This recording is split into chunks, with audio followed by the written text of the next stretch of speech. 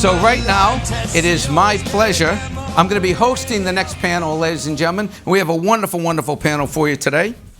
I will host this panel, and the title of the panel is A Perfect Circle, a World Without Waste. Sustainability is a global challenge, and innovation is the key to reducing the impact of society on our shrinking planet. This panel of visionaries looks at one man's trash as treasure to mine for household products.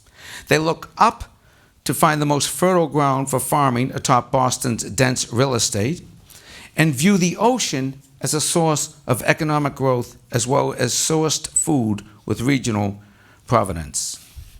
Ladies and gentlemen, our first panelist, please welcome to the stage Aaron Niederhelman. He's the founder and CEO of One Health Org. Ladies and gentlemen, a lifelong advocate of healthier and cleaner food, Aaron is CEO and founder of One Health Ag.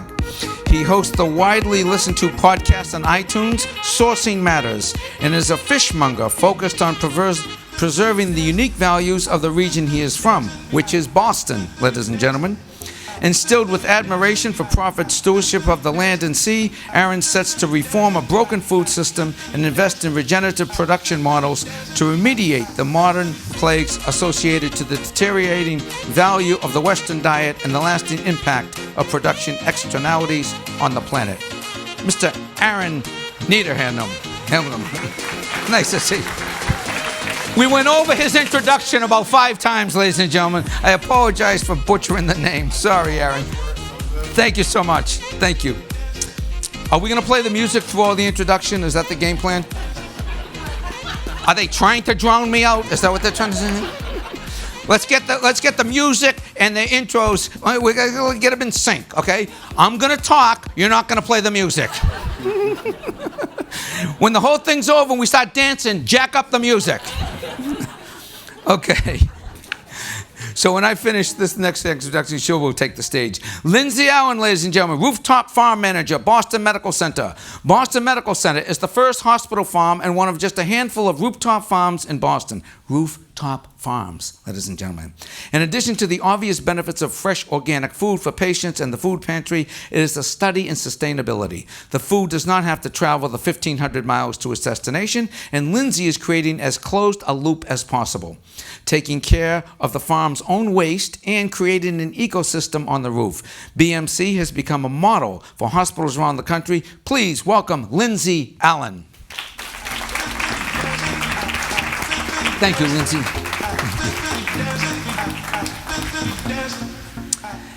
And Eric Hudson, ladies and gentlemen, is the founder of Preserve. Preserve is dedicated to lowering society's impact on the environment. As a pioneer in sustainable products, Preserve has made products that are good for both people and the planet for over 2 decades. They transform yogurt cups into toothbrushes and takeout containers into tableware. Pretty cool. Through innovations in sustainable materials, recycling systems, and performance-driven design, Preserve has created low-impact, stylish products for your day-to-day life. Preserve continues to innovate with the complex and evolving needs of today's world. Please welcome to the panel Eric Hudson, founder of Preserve. Thank you, Eric. Thank you so much. Great. Well, thank you all for joining us today. And again, thank the audience, and we would like to thank you all for having us today. So, general statement, we're just going to start with Aaron. Just a general statement so everybody can explain basically what their product is, what their services are, and what motivated them to get into it. So, Aaron, if you would, explain your project. What is it? And what was the personal motivation that encouraged you to take action and go in this direction? Thanks, Jimmy. Appreciate it. Mary, Kathy, thank you for including me. And when you asked about me to come and talk about moonshots, I kind of thought about how to intro this concept. And for me, it was looking at the soil underfoot. Every tablespoon of soil actually has more living microbes in it than there are people on the planet. And within that, and we actually know very limited amount of what actually is in our soil and the soil health. We know more about the cosmos than we do actually what's actually in what is our saving grace for this planet. So I spent the last dozen years working on food systems that are investing in regenerative natural resources that look at the net positive benefits for investing in soil health and ocean health and these regenerative best practices. And those net positives include planetary stability, human health, social welfare, wellness for animals. So many of these positive attributes are actually built into this infrastructure that we don't even take as even a commodity good. So much of my practices, much of my work has been focused on working with producers of food that are investing in these regenerative natural resources and coaxing that. They're using technology and advanced science and better practices and really translation to a much broader audience of what those benefits, what those net positives can really represent when brought to the masses. Thank you. And your motivation for it, Aaron, what was it? So I went out and studied under this. I was a business folk. I cut my teeth in institutional finance. I worked for a very large organization, realized that was not for me. I got lucky. I went out and studied with this prominent soil scientist, and it happened to coincide when we had our first kids. And I learned about methyl bromide. I learned about Bt enzyme. I learned about glyphosate. I learned about some of the real negative things within our food system. And realized there weren't many people talking about this, and there weren't many people actually trying to address these big problems. And then, just like anything, when a person finds passion, which turns into purpose, it became a calling.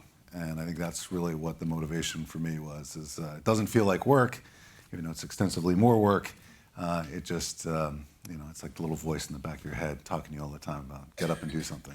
Nice, thanks. Lindsay, please explain your idea. What is it, and what was the personal motivation that made you go in this direction?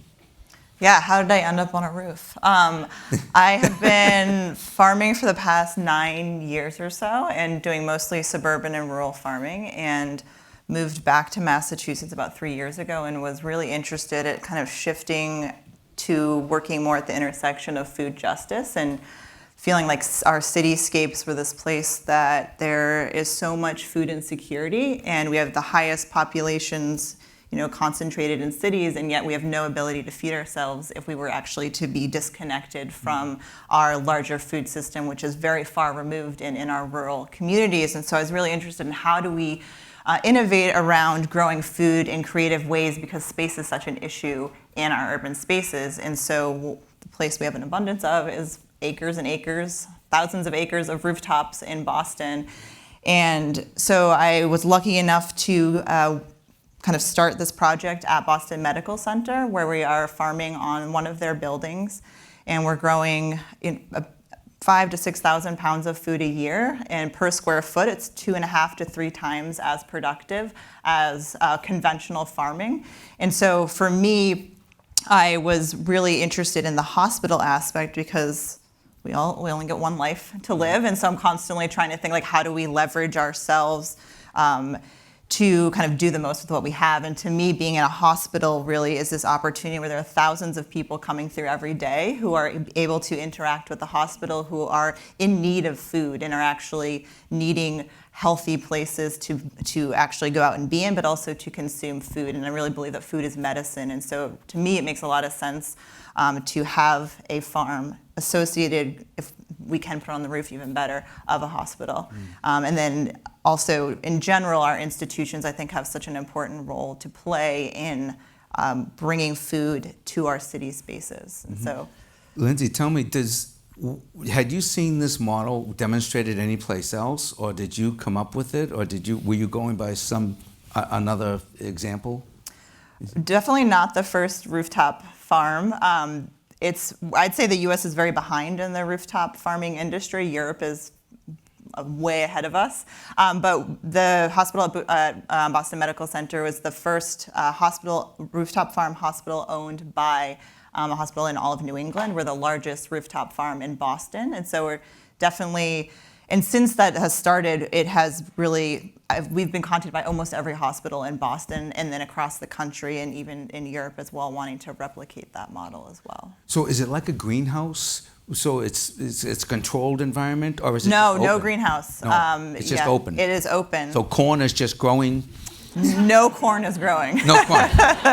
But you have cows, Oh, lots of cows. Lots of cows. cows. I'd say the closest. acres of wheat. Yeah. The closest to a cow is we have beehives. Yeah, which is not. But very it's close. not covered at all, so it's just completely exposed to the elements. Yeah, just like any normal Wow. farm is exposed to elements, which you actually need for pollination, and Right. and being in a city, it's actually kind of creates a microclimate. So we're actually ahead of the growing season by like a week or two, if you compare to like the suburbs and rural farms around us. Great, thank you. Eric, tell us about your project and what was the personal motivation that got you into it?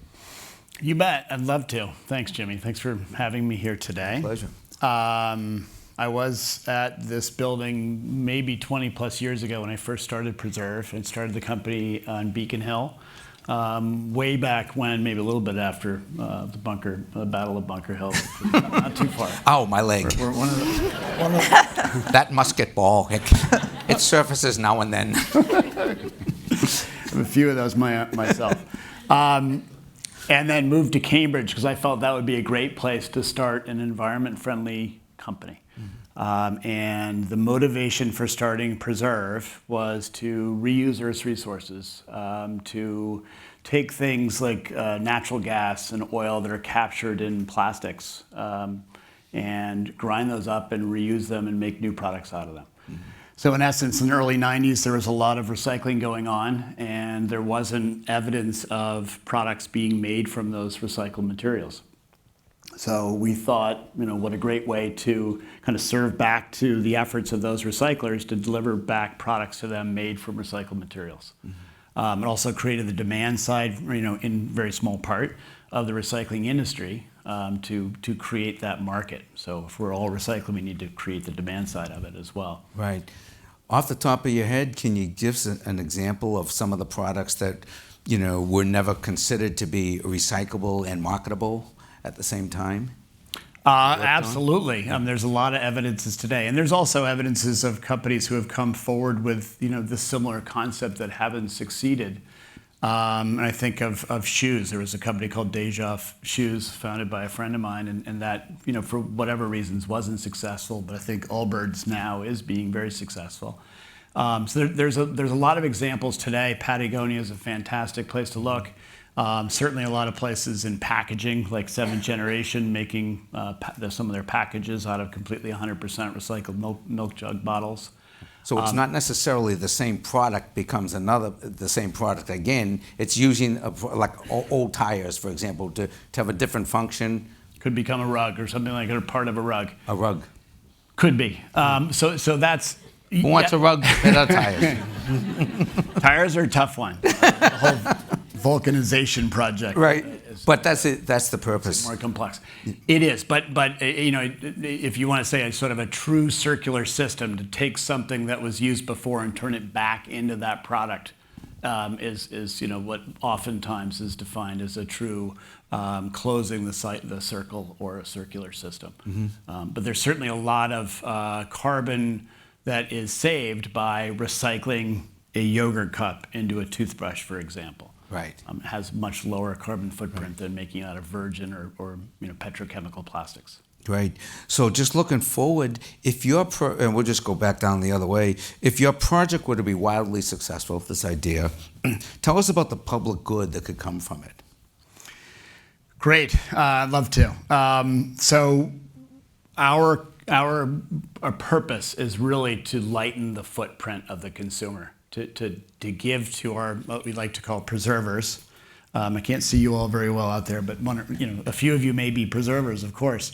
People that use preserved products or use other products that are in essence in your life. You're saying, how can I make a difference with my wallet? How can I buy things, or how can I behave in a different way that lightens my footprint? Whether that's in climatizing my home, transporting myself, or what I choose to eat, as well what I choose for my consumer products, my clothes.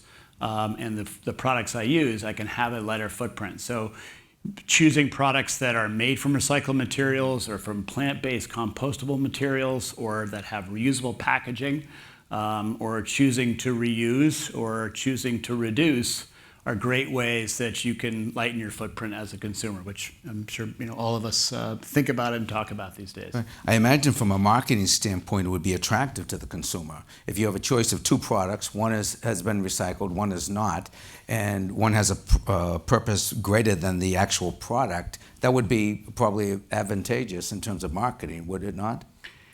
It depends. It depends on the cost. It depends. Right? Like years ago, when we said we were going to take recycled materials and put them in someone's mouth, or recycle a toothbrush and give it to somebody else, they often said, there's an ick factor involved. I don't want to use my neighbor's toothbrush for one, or I don't want to put recycled materials in my mouth. So it's come a long way. So since 1995, when you first started talking about putting recycled materials into products, there was definitely a challenge to, is it going to be the quality that I'm expecting? Is it going to be long performing? And is it going to be dirty, in essence? Is that okay? But certainly the marketplace has come a long way. And today, absolutely, consumers are looking to make a difference. They're looking to choose a more eco-friendly product, all things being the same, versus one that is less eco-friendly or more impactful. Mm-hmm. Lindsay, same question. Best of, your rooftop farms are wildly successful. Tell us about the advantage to it, to our society. Yeah, absolutely. I would say the first, probably obvious one is that there is more food available at a local level to people. Boston is a very prosperous city, but we have thousands of people here, a lot of them children, who are food insecure. And so we really, I believe, need to be getting very creative in how we're growing food and healthy food, organic food, for people in the cities that we live in. And so there's an immediate abundance of food that is coming off of our roofs that doesn't have to travel. If we look at the food sector in terms of climate change and fossil fuels, a lot of the fossil fuels in our food system is associated with transportation. And so if we look to Boston Medical Center, where instead of the average vegetable, a lot of us probably know this, but travels 1,000 to 2,000 miles before it comes to our grocery store, at Boston Medical Center, our vegetables literally traveling like 1,000 feet. I'm walking it, I'm pushing it a cart across to the hospital, where I'm then selling it at a farmer's market or giving it away in our food pantry. And so there's also then the climate change effect that it has of reducing carbon emissions and then having a healthier product.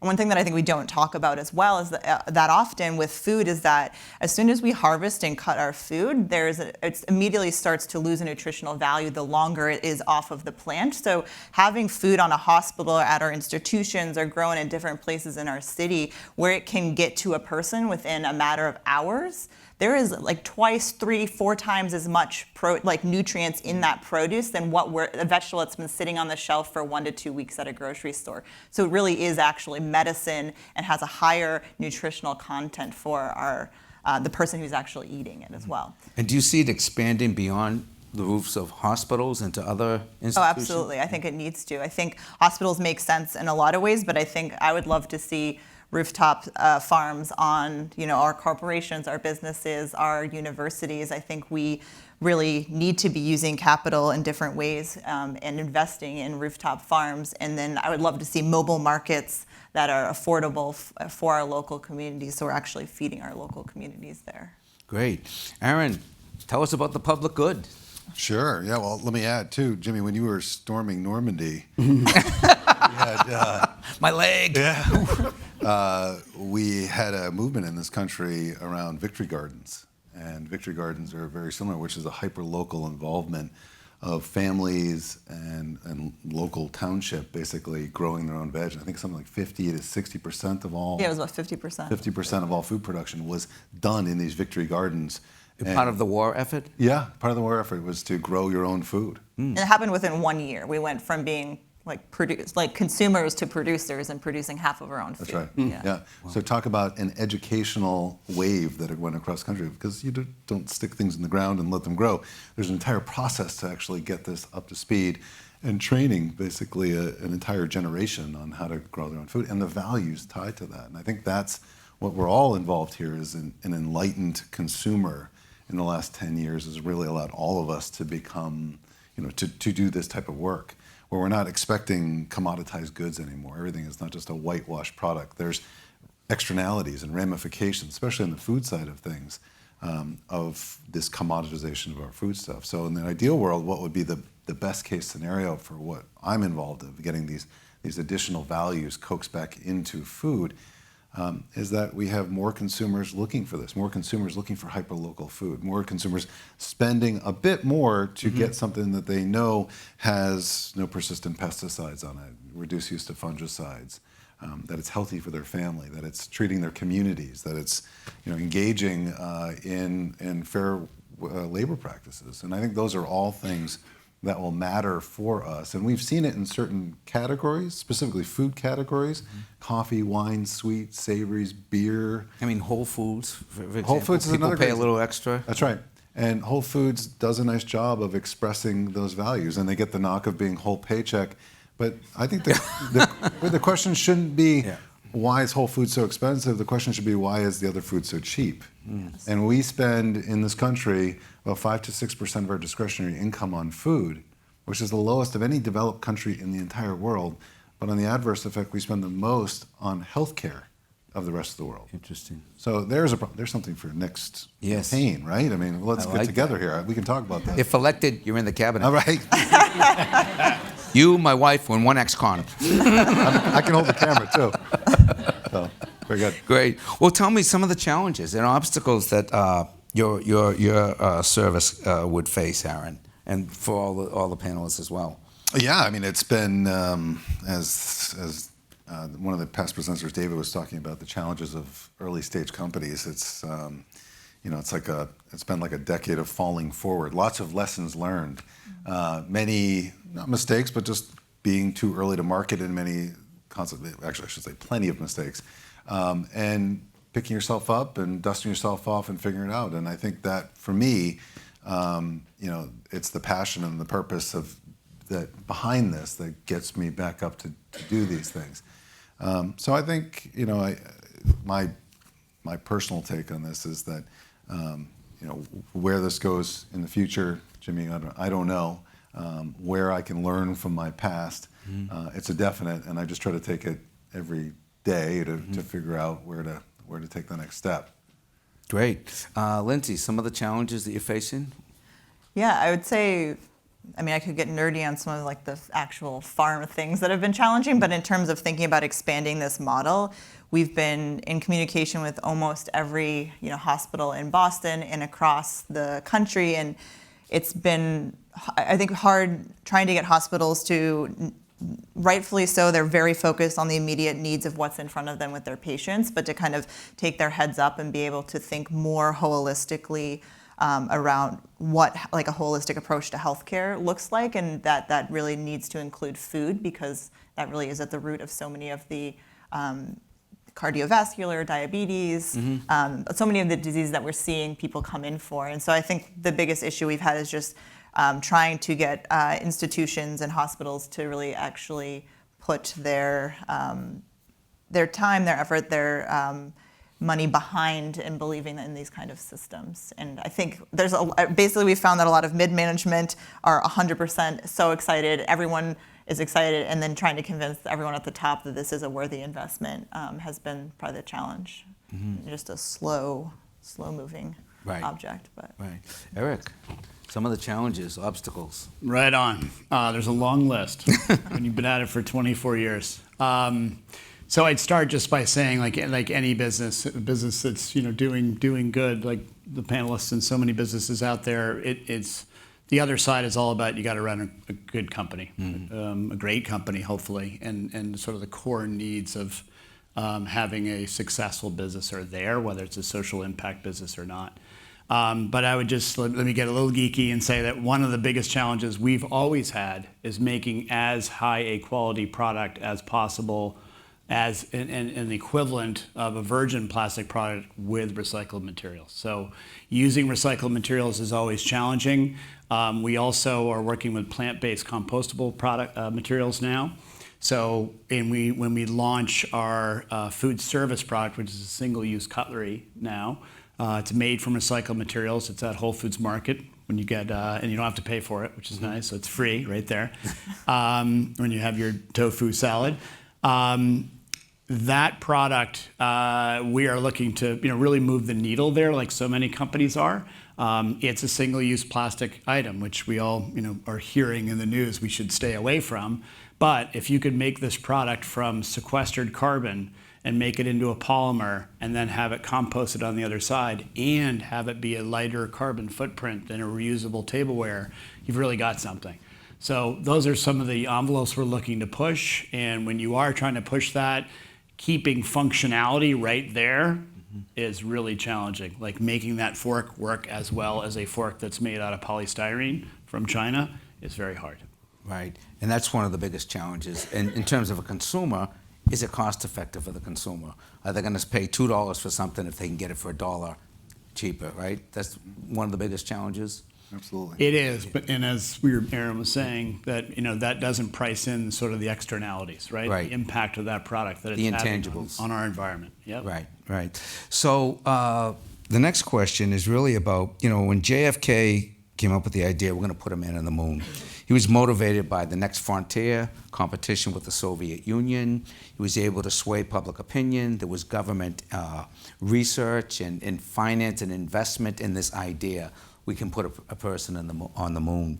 And so what do we need right now for your moonshot, Aaron? What do we need in terms of the society? Like, what type of motivation do we need? Is it the Green New Deal? Is it government investment? Is it private investment? Is it public awareness? A combination of all three? What would you say is like the impetus that we need for your idea to come to fruition and to become like just a household product and way of life?